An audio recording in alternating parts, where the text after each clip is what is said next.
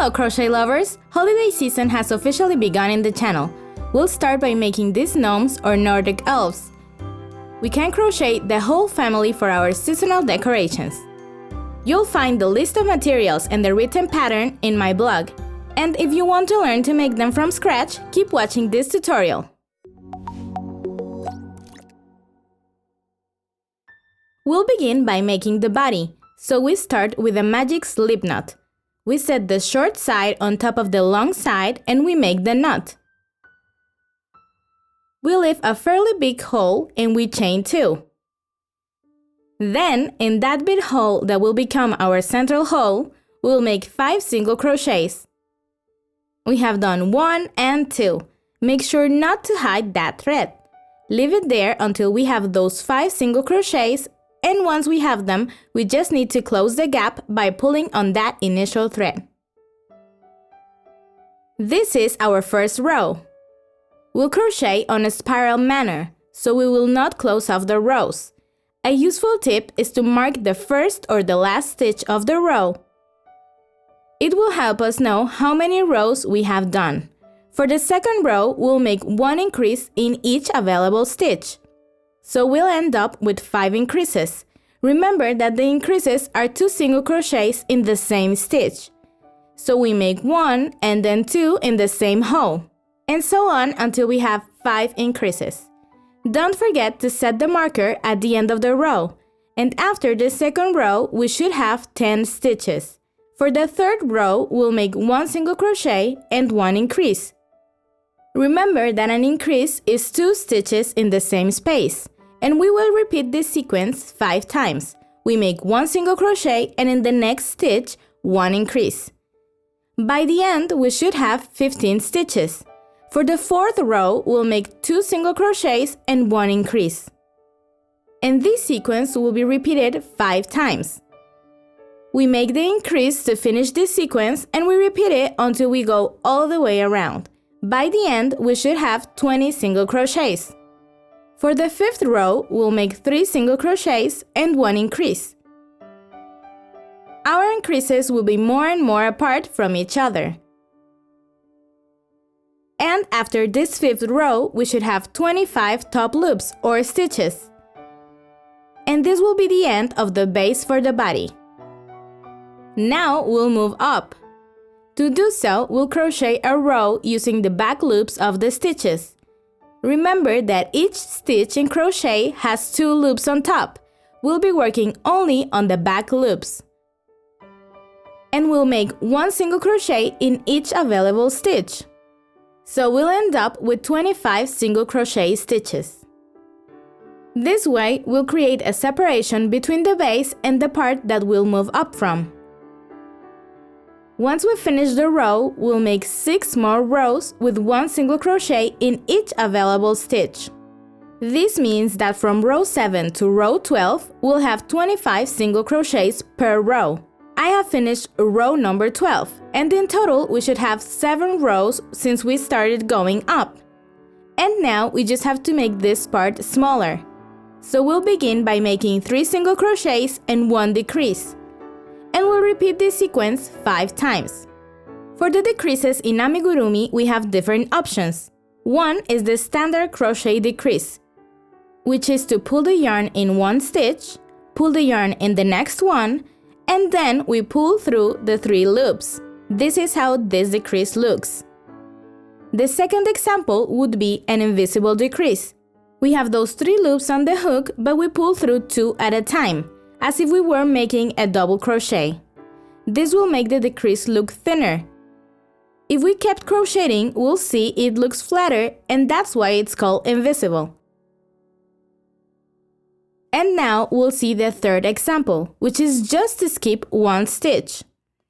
It is the easier way to create a decrease. And if we pull the yarn hard, it looks great. And now I'll show you the fourth option, which is a variation of the standard decrease. So, from the top loop of the first stitch, we'll only work on the back loop. We yarn over from there, and from the second stitch, we use the whole top loop. We have the loop in the middle that was done only by using the back loop, And when we pull through the 3 of them, it looks thinner and less visible. You can choose whichever decrease that suits better your yarn and your crochet style. And then you'll continue this row with 3 single crochets and 1 decrease. This is my decrease. I chose the 4th option, but you can choose the one that works best for you. By the end of this row, we should have 20 stitches at the very top. And now we'll make 1 row with only single crochets, no decreases. The 14th row will be made of 20 single crochets. We have finished that one, and now we begin row 15, in which we'll make 2 single crochets and 1 decrease, in whatever style we have chosen. This sequence will be repeated 5 times. This is the sequence we need to do 5 more times until we go all the way around. And when we are done, we must have 15 single crochets. This would be a great time to bring our filling. We can use rice or lentils for this, but I'll use a stone to give it some weight at the bottom of our gnome. And then I'll use a standard filling material. If we don't have something heavy at the bottom, our gnome could fall to the sides when we add the hat. We should try to make the base as flat as possible. And for the next row, we'll make 15 single crochets, 1 single crochet in each stitch available. For row 17, we'll make 1 single crochet and 1 decrease, 5 times in a row. This is 1 single crochet, then we do a decrease, and we repeat this sequence 5 times. At the end of this row, we should have 10 single crochets, and for row 18, we'll make 10 single crochets without any decreases. When we are done, we'll begin with row 19, which is the final row. For this one, we'll make 5 decreases. We can make the standard decrease here because this part of the body will not be visible. And I think this type of decrease is easier for this stage. We cut the yarn, remove the hook, and after row 19, we can hide the thread in the body of the gnome. Now we'll learn to make the hat. So we begin with a regular slipknot, and we chain 25.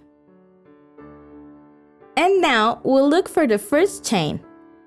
And we'll make a slip stitch so that we close off this big circle of 25 chains. Then we chain 1 and we make 1 single crochet in each available chain in order to have 25 single crochet stitches. We'll use this moment to hide the initial thread with the single crochets. And we keep going all the way around. When we finish our row, we should have those 25 single crochets. And for this one, we will also grow in a spiral. We will not close off the rows.